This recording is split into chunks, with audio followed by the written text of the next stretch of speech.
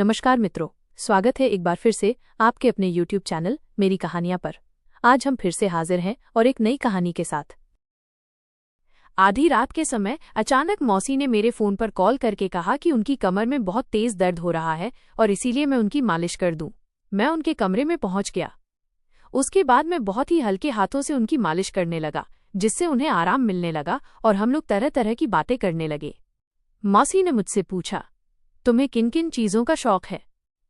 तो मैं उन्हें बताने लगा कि मुझे आउटडोर एक्टिविटीज़ बहुत अच्छी लगती हैं, जिसमें बैडमिंटन खेलना, तैराकी करना और घुड़सवारी करना ये मेरे पसंदीदा हैं। मैंने मौसी से पूछा कि और आपको क्या क्या पसंद है, तो वो मुझे भी अपनी पसंद नापसंद बताने लगी। फिर वो अचानक ही उठकर बैठ गई और मुझसे बोली, घुड़सवारी तो मुझे भी पसंद है। मैंने उनसे कहा कि अरे वाह, ये तो बहुत अच्छी बात है। लेकिन मौसी ने ना जाने क्यों बहुत ही अजीब तरीके से मेरी तरफ देखते हुए कहा, लेकिन मुझे सफ़ेद घोड़े की सवारी पसंद है। और फिर उन्होंने जिस तरह से उस जगह देखा, मैं उससे बुरी तरह से सहम गया। मेरे पूरे शरीर में एक भयंकर सिहरन सी दौड़ गई। एक अजीब सा सन्नाटा मेरे और उनके बीच पसर चुका था। कुछ देर हम दोनों एक दूसरे को टकटकी लगाए देखते रहे। मेरी मौसी कम उम्र की और बहुत खूबसूरत महिला थीं, और उनकी ऐसी बात ने तो मेरे अंदर एक तूफान पैदा कर दिया था। और फिर वही हुआ जिसका डर था, मैंने अपना आपा खो दिया। मेरा नाम अभिषेक है। मैं 19 साल का एक नौजवान हूँ। मैं अपने माँ बाप का इकलौता बेटा हूँ। मेरे स्कूल की पढ़ाई जब पूरी हुई तो पिताजी एक अच्छे कॉलेज की मेरे लिए तलाश करने लगे। इसी बीच मेरे मौसा जी, जो कि दूसरे शहर में रहते थे, उनका पिताजी के पास फोन आया। उन्होंने सभी लोगों के हालचाल लिए और फिर हमें एक ऐसी खबर सुनाई जिसे सुनकर हम लोग दंग रह गए। उन्होंने बताया कि उन्होंने दोबारा शादी कर ली है। दरअसल मेरे मौसा की आज से 4 साल पहले शादी हुई थी, लेकिन शादी के कुछ महीनों के बाद ही मौसा और मौसी के बीच में बहुत ज्यादा झगड़े होने लगे। घर वालों ने दोनों ही लोगों को काफी समझाने की कोशिश की, लेकिन मौसी मौसा के साथ रहना ही नहीं चाहती थी और फिर उन्होंने तलाक दे दिया। उनके तलाक की वजह मुझे आज तक नहीं पता, क्योंकि उस वक्त मैं छोटा था। दूसरी बात, मौसी मौसा पर कई तरह के इल्जाम लगा रही थीं और मौसा मौसी पर। कौन गलत और कौन सही, ये किसी को समझ में नहीं आ रहा था, क्योंकि वो दोनों लोग दूसरे शहर में अकेले ही रहते थे। इस वजह से जब मौसा ने अपना फैसला सुना दिया कि वो मौसी के साथ नहीं रहना चाहते, तो मजबूरन घर वालों को भी उनका ये फैसला मानना पड़ा और उसके बाद वो दोनों अलग हो गए। मौसा अमेरिका में नौकरी करते थे, लेकिन वो बीच बीच में घर आते जाते रहते थे। बात करते करते जब मौसा को ये पता चला कि पिताजी मेरे लिए एक अच्छा कॉलेज ढूंढ रहे हैं, तो उन्होंने कहा कि इस शहर में एक से एक अच्छे कॉलेज हैं, इसीलिए आप अभिषेक को यहाँ पे ही भेज दीजिए। और वैसे भी मैं अभिषेक को यहीं बुलाने वाला था, क्योंकि अभी मेरी नई नई शादी हुई है और मैं अपनी पत्नी पूजा को इस शहर में अकेले छोड़कर नहीं जा सकता। और फिर अगर अभिषेक यहीं आकर कॉलेज में एडमिशन ले लेता है और यहीं रहता है, तो इससे अच्छी बात और कोई नहीं हो सकती। इस तरह से अभिषेक भी एक अच्छे कॉलेज में पढ़ाई कर लेगा और पूजा भी अकेली नहीं रहेगी और मैं आराम से बेफिक्र होकर अमेरिका वापस जा सकता हूँ। पिताजी को भी मौसा की बात ठीक लगी और इसी वजह से उन्होंने ये फैसला किया कि अब मैं मौसा के पास जाकर रहकर ही अच्छे से पढ़ाई करूंगा। अगले हफ्ते ही मैं मौसा के घर पहुंच चुका था। मौसा मुझे वहां देखकर बहुत ज्यादा खुश थे। वो मुझसे कहने लगे, तुम्हारे आने से अब मुझे कोई फिक्र नहीं रहेगी। चलो, तुम्हें तुम्हारी मौसी से मिलवाता हूँ। वो भी तुम्हें देखकर बहुत खुश हो जाएगी, क्योंकि जब से मैंने उसे तुम्हारे बारे में बताया है, तब से वो तुम्हारा बेसब्री से इंतजार कर रही है। वरना पहले तो वो बेचारी टेंशन के मारे बहुत परेशान थी कि वो अकेले कैसे रहेगी। लेकिन जब मैंने उसे तुम्हारे बारे में बताया और कहा कि तुम स्वभाव के बहुत ही हंसमुख हो, तो वो खुश हो गई, क्योंकि वो भी बिल्कुल तुम्हारी तरह ही है, खूब हंसी मजाक करने वाली और खूब बोलने वाली। मैं जैसे ही मौसा के घर पहुंचा और सामने मेरी मौसी ने दरवाज़ा खोला, तो उन्हें देखकर मैं दंग रह गया। मौसी तो मौसा की बिल्कुल आधी उम्र की थीं। वो मुझे देखने में 20 साल की लग रही थीं और खूबसूरती तो उनकी इतनी ज्यादा थी कि वो किसी परी से कम नहीं थीं। किसी अभिनेत्री के जैसी कद काठी और चेहरे पर चमक इतनी गजब की परियां भी फेल हो जाएं। उनके काले लंबे घने बाल जो उस वक्त खुले हुए थे और हवा में लहरा रहे थे, मैं तो उन्हें देखते ही पलक झपकना भूल चुका था। मुझे तो अभी तक यकीन ही नहीं आ रहा था कि ये मेरी नई मौसी हैं। मैं अपनी ही दुनिया में गुम था कि तभी मौसा ने मुझे एक झटके से सपनों से बाहर निकाला और कहा, क्या हुआ अभिषेक, ये तुम्हारी मौसी हैं, मिलोगे नहीं? मैंने तुरंत ही उन्हें नमस्ते बोला और फिर घर के अंदर आ गया। मौसी मेरे लिए चाय पानी का इंतजाम करने लगी, लेकिन मैं बार बार नजर चुराकर उनकी तरफ ही देख रहा था, क्योंकि मैं इस बात को हजम ही नहीं कर पा रहा था कि मेरे मौसा, जो कि तकरीबन 38 साल के होंगे, उनसे एक 20 साल की लड़की ने शादी कर ली है। मैं मन ही मन सोचने लगा कि हो सकता है मौसी की भी उम्र उतनी ही हो जितनी मौसा की है, लेकिन उन्होंने अपना इतना अच्छे से ख्याल रखा हुआ है कि वो किसी 20 साल की लड़की के जैसी ही दिख रही हैं। खैर, जो भी हो, लेकिन मौसा बहुत खुशनसीब हैं जो उन्हें दूसरी पत्नी इतनी ज्यादा खूबसूरत मिली है। चाय नाश्ता करने के बाद मौसा अपनी पैकिंग करने लगे। उन्होंने मुझसे कहा कि वो कल सुबह की फ्लाइट से अमेरिका के लिए निकल जाएंगे, और उसके बाद उन्होंने मुझे एक लिस्ट पकड़ाई। वो बोले, इसमें इस शहर के सभी अच्छे कॉलेजों के नाम लिखे हुए हैं, तुम इनमें से किसी को भी चुनकर एडमिशन ले सकते हो। उनकी ये बात सुनकर मैं बहुत खुश हो गया। उसके बाद मौसा मुझसे कहने लगे, देखो अभिषेक, मैं यहाँ पर सिर्फ तुम्हारे भरोसे पर ही तुम्हारी मौसी को छोड़कर जा रहा हूँ। और एक बात और है, तुम्हारी मौसी को अभी कुछ दिनों पहले सीढ़ियों से गिर जाने की वजह से चोट आ गई थी, जिसमें उनकी शरीर की काफी मांसपेशियां खिंच गई हैं। मैंने डॉक्टर को दिखाया तो उन्होंने ये बताया कि अभी कुछ महीनों तक उनके शरीर में बार बार दर्द उठता रहेगा, जिसकी वजह से उन्हें बहुत तकलीफ होगी। लेकिन तुम इसीलिए उनका थोड़ा सा ख्याल रखना, और जब भी जरूरत पड़े तो उन्हें डॉक्टर को दिखा आना। इसके अलावा तुम्हारी मौसी तुम्हें जो भी काम बताएं तुम वो सारे काम कर देना, क्योंकि यहाँ पर उनका तो सिर्फ तुम ही सहारा हो और कोई नहीं। मैंने मौसा से कहा कि आप बिल्कुल भी फिक्र मत करिए, मैं मौसी का पूरा ख्याल रखूंगा और उन्हें किसी भी बात की कमी नहीं होने दूंगा। इसके बाद अगली सुबह मौसा अमेरिका के लिए निकल गए और मैं और मौसी बिल्कुल ही अकेले उस घर में रह गए। अभी क्योंकि मैं और मौसी एक दूसरे के लिए नए नए थे, इसीलिए हमारे बीच बातचीत कुछ कम ही हो रही थी। मैं भी उसी दिन उस कॉलेज में पहुंच गया जहां पर मुझे एडमिशन लेना था, और मैंने वहां जाकर दाखिला ले लिया। इसके बाद धीरे धीरे दिन यूं ही बीतने लगे और मैंने कॉलेज जाना भी शुरू कर दिया, जहां पर मेरी कुछ लड़कों से अच्छी दोस्ती हो गई, और इधर मैं और मौसी अब एक दूसरे से खुलकर बातें करने लगे। एक दिन मैं अपने कमरे में बैठा पढ़ रहा था कि तभी रात के समय मौसी ने मुझे आवाज लगाई। मैं तुरंत ही भागकर किचन की तरफ गया तो ये देखकर मैं दंग रह गया कि मौसी ने उस वक्त एक बहुत ही खूबसूरत नाइट गाउन पहन रखा था। वो गाउन जालीदार था जिसमें उनकी खूबसूरती झलक रही थी। मैंने तुरंत ही अपनी नजरों को दूसरी दिशा में घुमा लिया। मौसी मुझसे बोली, अभिषेक, क्या तुम चाय पियोगे या कॉफी? मैंने मौसी से कहा कि मैं कॉफी पीऊंगा, और उसके बाद मैं तुरंत ही अपने कमरे में जाने लगा तो मौसी ने मुझे टोक दिया। वो बोली, अरे तुम कहाँ जा रहे हो? मैं अभी बस 2 मिनट में ही कॉफी बनाती हूँ, उसके बाद हम दोनों लोग छत पर चलकर कॉफी पियेंगे। बाहर बहुत अच्छी हवा चल रही है। छत पर ठंडी हवा में टहलते हुए कॉफी पीने का मजा कुछ और ही होता है। मौसी की बात सुनकर मैं थोड़ा टेंशन में आ गया, क्योंकि इस वक्त मैं समझ रहा था कि मेरे मन में किस तरह की भावनाएं आ रही हैं, और ये सब मुझे बिल्कुल भी ठीक नहीं लग रहा था। इसीलिए मैंने उन्हें बहाना बना दिया कि आप अकेले ही छत पर चली जाइए, क्योंकि मैं इस वक्त पढ़ रहा हूँ। इतना कहकर मैं उनकी बात सुने बिना वापस अपने कमरे में आ गया। थोड़ी देर के बाद मौसी मेरे लिए कॉफी का मग कमरे में ही ले आई, लेकिन वो जैसे ही मुझे कॉफी देने लगी कि तभी थोड़ी सी कॉफी मेरे ऊपर ही गिर गई, जिससे वो घबरा गईं और उसे पोंछने लगीं। पर उन्होंने जब ये सब किया तो एक बार फिर से मेरे पूरे शरीर में सिहरन दौड़ गई। मैं तुरंत ही उठकर पीछे हट गया। मैंने उनसे कहा कि आप फिक्र मत करिए, मुझे कुछ भी नहीं हुआ है, आप आराम से जाकर सो जाइए। और मैं तुरंत ही बाथरूम में चला गया। मैंने खुद को समझाया कि वो मेरी मौसी हैं, भले ही उनकी उम्र कम ही क्यों ना हो, लेकिन वो मेरी माँ समान है, और मुझे अपने मन में किसी भी तरह का कोई विचार नहीं लाना चाहिए।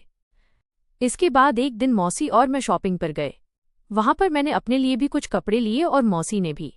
उस दिन मुझे पता चला कि मौसी की उम्र सच में 20 साल की ही है। मैंने बातों ही बातों में उनसे पूछ लिया कि आपको मौसा कहाँ मिले, तो वो कहने लगीं कि दरअसल तुम्हारे मौसा ने मेरी जान बचाई थी। एक दिन मेरा एक्सीडेंट हो गया था और तुम्हारे मौसा ही मुझे हॉस्पिटल लेकर गए, और फिर वहीं से हमारी मुलाकातें धीरे धीरे आगे बढ़ने लगीं। मैं एक अनाथ लड़की हूँ, मेरा आगे पीछे कोई नहीं था। मैं बचपन से ही अपने मामा मामी के घर पर रही थी, लेकिन वो लोग मेरे साथ बहुत ही बुरा व्यवहार करते थे। और जब मुझे तुम्हारे मौसा का साथ मिल गया और हमने शादी करने का फैसला कर लिया, तो फिर मैंने बिल्कुल भी देर नहीं की और तुम्हारे मौसा के साथ शादी करके अब मैं एक खुशहाल जीवन जी रही हूँ। मैंने मौसी से कहा कि ये तो आपने बहुत ही अच्छा किया, क्योंकि मेरे मौसा बहुत ही अच्छे हैं। मौसी कहने लगी, हाँ सो तो हैं, तुम्हारे मौसा मेरा बहुत ख्याल रखते हैं। देखो ना, वो यहाँ से जा रहे थे, लेकिन फिर भी उन्हें मेरी कितनी फिक्र थी कि मेरा ख्याल रखने के लिए वो तुम्हें यहाँ पर छोड़ कर गए। बाकी सब चीजें तो ठीक चल रही थीं, लेकिन ना जाने क्यों मैंने एक चीज नोटिस की थी कि जब से मौसा अमेरिका गए थे तब से ही मौसी घर में जो भी कपड़े पहन रही थीं वो मुझे दिखने में बिल्कुल भी ठीक नहीं लगते थे, क्योंकि वो कपड़े कुछ ज्यादा ही खुले हुए थे। फिर मुझे लगा कि हो सकता है मौसी इन सब बातों पर उतना ध्यान न देती हूँ, और फिर उनकी नज़र में तो मैं उनके बेटे के समान हूँ, और बस इसीलिए वो इस तरह के कपड़े आराम से मेरे सामने पहन रही हैं। मैंने इस बात को नज़रअंदाज किया और अपनी पढ़ाई में जुट गया। इधर मेरे कॉलेज में प्रैक्टिकल शुरू हो गए थे, जिसमें मुझे अपने दोस्त के साथ प्रोजेक्ट तैयार करने को दिए गए, जिसकी वजह से मेरे दोस्त ने तय किया कि वो मेरे घर पर आकर प्रोजेक्ट को तैयार करेगा, क्योंकि उसका परिवार काफ़ी बड़ा था और वो अपने घर में प्रोजेक्ट को आराम से तैयार नहीं कर सकता था, क्योंकि उसके घर में हर वक्त बहुत ज़्यादा शोर होता रहता था। और मेरे घर पर तो सिर्फ मौसी ही थी और कोई छोटा बच्चा भी नहीं जो हमें डिस्टर्ब करता। इसी वजह से मेरा दोस्त विशाल प्रोजेक्ट के सिलसिले में हर रोज कॉलेज के बाद मेरे साथ घर आने लगा, और फिर धीरे धीरे उसकी भी मौसी से दोस्ती हो गई। मौसी भी हमारे प्रोजेक्ट में हमारी मदद करने लगी। मुझे मौसी का स्वभाव बहुत अच्छा लगता था। मेरा दोस्त जब भी घर आता तो मौसी उसके लिए बहुत अच्छा नाश्ता बनाकर तैयार करती, जिससे वो मौसी की बहुत तारीफ करता था कि तुम्हारी मौसी तो कहीं से भी तुम्हारे साथ या मेरे साथ भेदभाव वाला व्यवहार नहीं करती हैं, बल्कि अब तो ऐसा लगता है कि वो तुम्हारी मौसी नहीं बल्कि हमारे कॉलेज की कोई दोस्त हो। बातों ही बातों में मेरे दोस्त ने मौसी से पूछा कि आपने कहाँ तक पढ़ाई की है। ये बात सुनकर मौसी का चेहरा उतर गया। उनके उदास चेहरे को देखकर हम पूछने लगे कि क्या हुआ, तो उन्होंने बताया कि उनके मामा मामी ने तो उन्हें मुश्किल से 12वीं कक्षा पास करने दी, उसके बाद तो उन्होंने साफ इनकार कर दिया कि वो उनकी पढ़ाई पर पैसे खर्च नहीं कर सकते, और इसी वजह से वो चाहते हुए भी आगे की पढ़ाई जारी नहीं रख पाईं। मैंने मौसी से कहा कि लेकिन अब तो आपके साथ ऐसा कुछ भी नहीं है, अभी तो आपकी कोई खास उम्र भी नहीं है, इसलिए आप चाहें तो अपनी पढ़ाई को दोबारा शुरू कर सकती हैं, और मुझे नहीं लगता कि मौसा इन सब चीज़ों के लिए मना करेंगे। इसीलिए आप एक काम करिए, मेरे कॉलेज में एडमिशन ले लीजिए। ये सुनकर मेरा दोस्त भी बहुत खुश हो गया। वो कहने लगा, हाँ आप भी वहीं पर आ जाइए, फिर हम तीनों लोग खूब मस्ती करेंगे और जमकर पढ़ाई भी करेंगे। मौसी मुस्कुराते हुए कहने लगी, मैं बिल्कुल ऐसा करती, लेकिन क्योंकि अभी मुझे कुछ दिनों पहले ही चोट लगी हुई है, जिसकी वजह से मुझे कई बार अचानक से शरीर में दर्द उठने लगता है, इसीलिए मैं हर रोज फिलहाल तो कॉलेज नहीं जा सकती। और फिर अब मेरी शादी भी हो गई है तो मुझे अपनी गृहस्थी भी देखनी है, और आगे मेरे बच्चे होंगे तो फिर मैं कॉलेज के साथ साथ बच्चों को कैसे मैनेज करूंगी। हर रोज कॉलेज जाना मेरे बस की बात नहीं हो सकती। उनकी ये बात सुनकर मैं और मेरा दोस्त दोनों ही सोच में पड़ गए। मैंने मौसी से कहा, तो फिर आप एक काम करिए, आप डिस्टेंस लर्निंग का सहारा लीजिए। ऐसे बहुत से कॉलेज हैं जिनमें आप एडमिशन लेकर घर बैठे ही अपनी पढ़ाई जारी रख सकती हैं। मेरी ये बात सुनकर मौसी और विशाल दोनों के ही चेहरे पर चमक आ गई। वो कहने लगे, अरे वाह, ये आइडिया तो तुमने बहुत अच्छा दिया। और फिर हम लोग तुरंत ही मौसी के लिए एक अच्छा कॉलेज ढूंढने लगे, और कुछ देर के बाद ही हमने कॉलेज को फाइनल भी कर दिया। लेकिन मौसी ने कहा कि ये सब करने से पहले मैं तुम्हारे मौसा की इजाज़त ले लूं, और उसके बाद ही मैं एडमिशन लूंगी। उसके बाद ये सारी बातें तय हो गईं। विशाल भी अपने घर चला गया। शाम को मौसी ने मौसा से पूछा तो मौसा ने भी खुशी खुशी हाँ कह दी। मौसी पढ़ाई को लेकर बहुत खुश थीं। फिर वो कहने लगी, लेकिन अभिषेक, मुझे पढ़ाई छोड़े हुए थोड़ा समय हो गया है, तो इसीलिए मुझे घबराहट हो रही है कि मैं ये सब बिना कॉलेज जाए कैसे हैंडल करूंगी। क्योंकि कॉलेज जाती तो वहां तो मुझे प्रोफेसर पढ़ाते, अगर कोई चीज समझ नहीं आती तो वो मुझे समझाते, पर यहाँ घर बैठे मैं कैसे सारी चीजों को समझ पाऊंगी। मैंने मौसी से कहा कि अरे बस इतनी सी बात है, आप इसकी बिल्कुल भी फिक्र मत करिए, आपकी पढ़ाई में मैं आपकी पूरी मदद करूंगा। आपको जब भी किसी भी चीज में कुछ भी समझ में ना आए तो आप बेझिझक किसी भी वक्त मुझसे पूछ लीजिएगा। ये सुनकर मौसी बहुत खुश हो गईं, और फिर मौसी ने एक कॉलेज में एडमिशन ले लिया और घर पर रहकर ही अपनी पढ़ाई शुरू कर दी। अब अक्सर मैं भी मौसी की पढ़ाई में मदद कर देता, और विशाल भी। हम तीनों लोग कई बार बाहर घूमने के लिए भी चले जाते, कभी डिनर पर जाते तो कभी किसी शॉपिंग मॉल में। हम तीनों के बीच बहुत अच्छी दोस्ती होने लगी थी। एक रात मौसी ने अचानक ही मुझे फ़ोन करके अपने कमरे में बुलाया। जब मैं उनके कमरे में पहुंचा तो वो मुझसे कहने लगीं कि उनकी पीठ में बहुत तेज दर्द हो रहा है, और डॉक्टर ने उन्हें ये तेल दिया है जिससे उनकी मालिश की जाती है। जब मौसा थे तो वो उनकी अच्छे से मालिश कर दिया करते थे, लेकिन अब तो वो यहाँ पर है नहीं, और मौसी का खुद से हाथ उनकी पीठ तक नहीं पहुँच पाता है, इसीलिए मैं इस चीज़ में उनकी मदद कर दूँ। मैं तुरंत ही उनके हाथ से तेल ले लिया और उनकी मालिश करना शुरू कर दिया। लेकिन ना जाने क्यों, जब मैं उनकी मालिश कर रहा था तो वो तिरछी निगाह से मुझे बहुत ही अजीब तरीके से देख रही थीं। मैंने इसीलिए फटाफट से उनकी मालिश की और फिर बहाना बना दिया कि मुझे बहुत तेज नींद आ रही है, इसीलिए मैं सोने के लिए जा रहा हूँ। इतना कहकर मैं तुरंत ही उठकर वापस अपने कमरे में आ गया। धीरे धीरे अब मैं नोटिस कर रहा था कि मौसी मुझसे अपना हर छोटा मोटा काम करवाती, जैसे कभी कहीं जा रही होती तो कभी अपना मंगलसूत्र या नेकलेस मुझसे ही पीछे बांधने के लिए कहती, कभी मुझसे अपनी साड़ी का पल्लू बनवाती तो कभी कुछ। वैसे इन सब चीजों में कोई खराबी नहीं थी, क्योंकि अगर मैं वहां था तो उनकी मदद मैं कर सकता था। लेकिन वो मुझसे जो भी काम करवाती उस वक्त वो मेरे करीब आने की भी कोशिश करती और मुझे अजीब तरह से देखा करती, जिससे मुझे बहुत घबराहट होने लगी थी और उन पर शक होने लगा था कि कहीं मौसी के मन में कुछ और ही तो नहीं चल रहा है। इस वजह से मैं अब उनसे दूरी बनाने लगा और बहुत ही कम बात करने लगा। वो अक्सर मुझसे कहती कि वो उन्हें मौसी न कहूं बल्कि पूजा कहकर बुलाऊं, लेकिन मैंने मना कर दिया। एक रात बहुत तेज बारिश हो रही थी और तभी मेरे दरवाजे पर बहुत जोरदार दस्तक हुई। बाहर भयंकर तूफान आया हुआ था। मौसी मेरे कमरे में आ गई और मुझसे बोली कि मैं आज रात यहीं सोऊंगी। उनकी ये बात सुनकर मैं डर गया। मैं यही सोचने लगा कि मौसी अगर मेरे कमरे में सोएंगी वो भी पूरी रात, तो फिर ना जाने आगे क्या होगा। मैंने मौसी से कहा, अरे आप इतनी बड़ी होकर सिर्फ एक मामूली सी बारिश से डर रही हैं। आप घबराइए नहीं, मैं तो आपके बगल वाले कमरे में ही हूँ। अगर आपको किसी भी चीज की जरूरत हो तो आप मुझे बता दीजिएगा। लेकिन मौसी ने मेरी कोई भी बात नहीं सुनी और तुरंत ही दौड़कर मेरे बिस्तर पर जाकर लेट गई। मैं एकटक खड़े होकर उन्हें देख रहा था। फिर वो मुझसे बोली, अरे तुम वहां क्यों खड़े हो, आओ तुम भी इधर ही लेटकर सो जाओ। उनकी इस बात से मुझे बहुत ही ज्यादा अजीब सा महसूस होने लगा। ऐसी उलझन भरी स्थिति बन चुकी थी कि मुझे कुछ भी समझ नहीं आ रहा था। मैंने उनसे कहा, अब तो मैं जाग ही गया हूँ, इसीलिए सोच रहा हूँ कि कुछ देर बैठकर पढ़ाई ही कर लूं। उसके बाद मैं बहाना बनाने के लिए चुपचाप बैठकर पढ़ने लगा और इस बात का इंतजार करने लगा कि मौसी कब गहरी नींद में सो जाएं। और जब मुझे लगा कि वो अब सो चुकी हैं तो मैं धीरे से उठकर सोफे पर लेट गया। अगले दिन मौसी ने सुबह उठकर मुझसे इस बात की शिकायत की कि मैं सोफे पर लेटकर क्यों सोया, क्योंकि मैं उनकी वजह से इतना परेशान हुआ। वो बहुत ही ज्यादा फिक्र जताने लगी कि मैं तो ठीक से सो भी नहीं पाया होगा। लेकिन मैंने उनसे कहा कि ऐसा कुछ भी नहीं है। अब मैंने मौसी से बातचीत करना बहुत ही कम कर दिया था। ज्यादातर मैं अपनी ही पढ़ाई में लगा रहता था, जिसकी वजह से वो मुझसे अब शिकायत करने लगी थी कि क्या है अभिषेक, अब तो तुम पहले की तरह बिल्कुल भी नहीं रहे। अब तो तुम मुझसे ना तो ज्यादा बात करते हो, ना ही मुझे कहीं घुमाने फिराने के लिए लेकर जाते हो। मैंने मौसी से कहा कि दरअसल मेरे एग्जाम्स आने वाले हैं और मुझे पढ़ना है, बस इसीलिए मैं अब आपके लिए इतना ज्यादा समय नहीं निकाल पाऊंगा, मुझे माफ कर दीजिएगा। ये कहकर मैं वापस अपने कमरे में आ गया और दरवाज़ा अंदर से बंद कर लिया।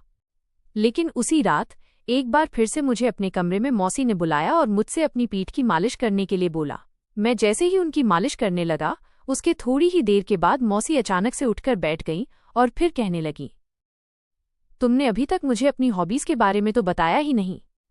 तो मैंने उनसे कहा कि दरअसल मुझे आउटडोर एक्टिविटीज़ पसंद हैं और जिसमें मुझे ट्रैवलिंग करना, बैडमिंटन खेलना, तैराकी करना, घुड़सवारी करना, ये सारी चीज़ें पसंद हैं। क्योंकि उन्होंने मुझे ये सवाल किया था, इसीलिए मैंने भी उनसे पूछा कि और आपको क्या क्या पसंद है। तो वो मेरी तरफ अजीब तरीके से देखकर कहने लगी, घुड़सवारी तो मुझे भी पसंद है। मैंने उनसे कहा कि अरे वाह, आपकी ये पसंद तो मुझसे मिलती है। फिर वो एक जगह पर देखते हुए कहने लगी, लेकिन मुझे सिर्फ और सिर्फ सफ़ेद घोड़े की सवारी ही पसंद है। और उनके चेहरे पर उस वक्त जो अजीब सी मुस्कान तैर गई, उससे तो मेरे पूरे शरीर में सिहरन सी दौड़ गई। मैं पसीने से तरबतर होने लगा। मेरे और उनके बीच एक अजीब सा सन्नाटा पसर गया। वो अभी भी बार बार मुझे इस बारे में कुछ समझाने की कोशिश करने लगी, जिसे मैं बहुत अच्छे से समझने भी लगा। और तभी फिर मैंने अपना आपा खो दिया और मैं उन पर जोर से चिल्लाया, आप मुझसे ये कैसी बातें कर रही हैं। मेरे ऐसा कहते ही मौसी थोड़ा सा घबरा गई और कहने लगी, अभिषेक, तुम शायद मुझे गलत समझ रहे हो। मैंने उनसे कहा, मुझे नहीं लगता कि मैं आपको गलत समझ रहा हूँ। इतना कहकर मैं तुरंत ही उनके कमरे से बाहर निकल आया। मुझे इस वक्त बहुत तेज गुस्सा आ रहा था। मुझे समझ नहीं आ रहा था कि मौसी ने मुझसे इस तरह की बात क्यों की और मुझे इस तरह से इशारा क्यों किया। अब मुझे मौसी की हरकतें कुछ ठीक नहीं लग रही थीं। उस दिन के बाद से तो मैंने मौसी से और भी ज्यादा बात करनी बंद कर दी। हालांकि उन्होंने मुझे मनाने की बहुत कोशिश की और मुझे बार बार ये समझाने लगी कि वो ऐसी कोई बात नहीं कर रही थीं, पर फिर भी मैंने उनसे झूठा दिखावा कर दिया कि ठीक है, मैंने उनकी बात मान ली है और उन्हें माफ कर दिया है। एक दिन कॉलेज में अचानक ही मेरी थोड़ी तबीयत खराब हुई और जब मैं जल्दी घर वापस लौट आया तो ये देखकर दंग रह गया कि मौसी के कमरे से मेरे दोस्त विशाल के हंसने की आवाज़ें आ रही थीं। विशाल ने तो कहा था कि आज उसे अपनी माँ को अस्पताल में लेकर जाना है, लेकिन वो तो यहाँ पर अकेले मौसी के साथ क्या कर रहा था। मुझे मौसी पर तो पहले से ही शक था, लेकिन मेरा दोस्त विशाल भी मुझसे झूठ बोलकर यहाँ आ रहा है, इस बात का तो मैं अंदाजा भी नहीं लगा सकता था। मैं चुपचाप खड़ा होकर उनकी बातें सुनने लगा। वो दोनों मेरा ही मजाक उड़ा रहे थे। मौसी कहने लगी, तुम्हारा दोस्त अभिषेक तो एक नंबर का डरपोक है। मैंने तो उसे ना जाने कितनी बार इशारा किया, लेकिन मुझे तो लगता है कि उसमें आदमियों वाली कोई बात ही नहीं है और इसीलिए वो हर वक्त मुझसे छुपा छुपा कर रहता है। लेकिन सच कहूं, मुझे तो तुम में एक असली मर्दों वाली बात नजर आती है। इस बात पर विशाल बहुत खुश हो गया और कहने लगा, अरे आप उस अभिषेक को छोड़िए, वो तो बड़ा ही दब्बू किस्म का इंसान है और आप मेरे साथ खुश रहिए। और उसके बाद उन दोनों ने जो किया उसे देखकर तो मैं दंग रह गया। जिस चीज पर सिर्फ और सिर्फ मेरे मौसा का हक था, वो इस वक्त सिर्फ विशाल को मिल रहा था। ये सब कुछ मुझसे देखा ही नहीं जा रहा था, इसीलिए मैं तुरंत ही वहां से निकल आया और एक पार्क में जाकर बैठ गया। मेरी आंखों के सामने अभी भी वो नज़ारा घूम रहा था और मुझसे रह रहकर बहुत ही गुस्सा आ रहा था। मैंने फैसला कर लिया था कि अब मैं मौसी के चेहरे से ये पर्दा उठाकर ही रहूंगा। वो मेरे मौसा को धोखा दे रही थी और मैं ऐसा बिल्कुल भी नहीं होने दे सकता था, और इसीलिए मैंने तुरंत ही फोन करके मौसा को मौसी की एक एक हरकत के बारे में सब कुछ बता दिया। मौसा भी गुस्से में बुरी तरह से बौखला गए और उन्होंने इमरजेंसी में अपनी टिकट कर ली और मुझसे कहा कि वो 3 दिन के बाद भारत वापस आ रहे हैं। इधर मैं भी 3 दिन तक बिल्कुल खामोश रहा था, ताकि मौसी को जरा सी भी इस बात की भनक न लगे कि मैं उनकी सच्चाई जान गया हूँ।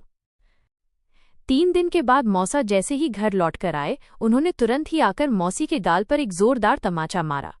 मौसी को कुछ भी समझ में नहीं आ रहा था कि आखिर उनके साथ अचानक से ये क्या हुआ। वो कहने लगी, आप एक तो अचानक आ गए और फिर आप मेरे साथ ये क्या कर रहे हैं। मौसा कहने लगे, तुम्हारी हिम्मत कैसे हुई अभिषेक के दोस्त के साथ वो सब करने की। मौसा के मुंह से ये बात सुनकर मौसी के तो होश ही उड़ चुके थे। वो बुरी तरह से मौसा के आगे रो रो कर गिड़गिड़ाने लगी और कहने लगी, मुझे माफ कर दीजिए, मैं भी क्या करती, मेरे सामने और कोई चारा नहीं था। मौसा ने कहा, लेकिन जब मैं तुमसे कहकर गया था कि तुम्हें ये सब अभिषेक के साथ करना है, तो फिर तुम उसके दोस्त के साथ आखिर क्यों? मैंने तुम्हें सिर्फ अभिषेक तक की हद दी थी। मौसा के मुंह से ये बात सुनकर मेरे तो पैरों तले की जमीन निकल गई। मुझे तो समझ ही नहीं आ रहा था कि आखिर ये सब यहाँ हो क्या रहा है। मौसा कहने लगे, वैसे तो तुम बहुत लंबी लंबी फेंकती थी कि तुम इतनी खूबसूरत हो कि अच्छे अच्छों का ईमान डिगा दो, और तुम इस अदने से लड़के को अपने काबू में नहीं कर पाई। मौसी कहने लगी, मैंने तो ना जाने कितनी कोशिश की, ना जाने कितनी बार मैंने ऐसी ऐसी हरकतें की कि ये अपना होश खो बैठे, लेकिन ये ना जाने किस मिट्टी का बना हुआ है। इसने तो मेरे करीब आने की जगह उल्टा मुझसे दूरियां ही बना ली थीं। मैंने इसे कई बार समझाने की भी कोशिश की, लेकिन ये तो कुछ भी समझने को तैयार ही नहीं था। और फिर इसीलिए मैंने सोचा कि जब ये मेरे काम नहीं आ सकता, तो फिर मैं इसके दोस्त से ही अपना काम बनवा लेती हूँ। उन दोनों लोगों की ये बात सुनकर मुझे अचानक गुस्सा आया और मैंने मौसा से कहा, आप ये कैसी बातें कर रहे हैं। इस पर मौसा मेरी तरफ गुस्से से पलटे और कहने लगे, तारांकन, देख अभिषेक, तुझे मेरा ये काम करना ही पड़ेगा हर हाल में।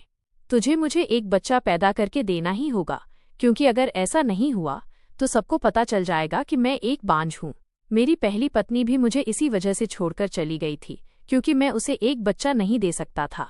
लेकिन अब मैं अपनी दूसरी पत्नी को नहीं खोना चाहता और समाज में इस बात का रुतबा भी रखना चाहता हूँ कि मैं भी बच्चा पैदा करने के लायक हूँ। मैं एक नामर्द नहीं हूँ। जब पहली बार मेरा तलाक हुआ था तो मेरी पहली पत्नी ने मुझे इस बात को लेकर बहुत बदनाम कर दिया था और फिर हर कोई मुझे शक की नज़र से देखने लगा था।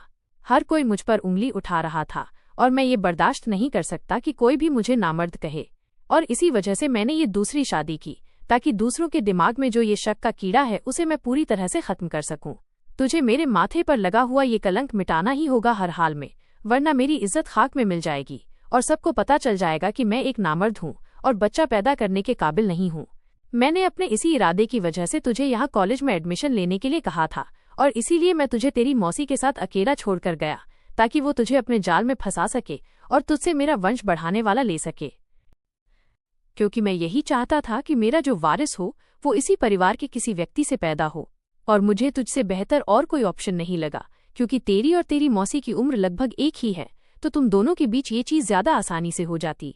लेकिन तू पता नहीं किस मिट्टी का बना हुआ है। इसकी खूबसूरती पर तो हर कोई एक बार में ही फिदा हो जाता है, पर तू तो आज तक नहीं पिघला। पहले तो मौसा मेरे सामने गिड़गिड़ाने लगे और मुझसे कहने लगे कि मैं उनका ये काम कर दूं, लेकिन मैंने साफ इनकार कर दिया। मैंने कहा, आपकी इस गिरी हुई हरकत में मैं आपका बिल्कुल भी साथ नहीं दे सकता और इसी वजह से मैं अब यहाँ से जा रहा हूँ। इतना कहते ही मैं जैसे ही अपने कमरे की तरफ अपना सारा सामान समेटने को आगे बढ़ा कि तभी अचानक से किसी ने मेरे सर पर पीछे से जोरदार वार किया और मैं वहीं पर बेहोश हो गया। और जब मुझे होश आया तो मैं अपने कमरे में बिस्तर पर बंधा हुआ था और मौसा मौसी मेरे सामने खड़े हुए थे। मौसा कहने लगे, तुझे मेरा ये काम हर हाल में करना ही पड़ेगा, चाहे खुशी खुशी या फिर जबरदस्ती। अगर तू मेरी बात प्यार से मान जाता तो मुझे तेरे साथ ये सब कुछ नहीं करना पड़ता, लेकिन अब मैं क्या करूं? मुझे भी अपनी नाक बचानी है और अपना वंश हर हाल में बढ़ाना ही है, इसीलिए अब मुझे यही करना पड़ेगा। मौसा ने मौसी से कहा, अब अगर इस मामले में कोई भी गलती हुई तो फिर मुझसे बुरा कोई भी नहीं होगा। मौसा ने मौसी से कहा, जाओ इसके लिए दूध बनाकर लाओ और वो जो गोली मैंने तुम्हें बताई थी वो भी उसमें मिला देना।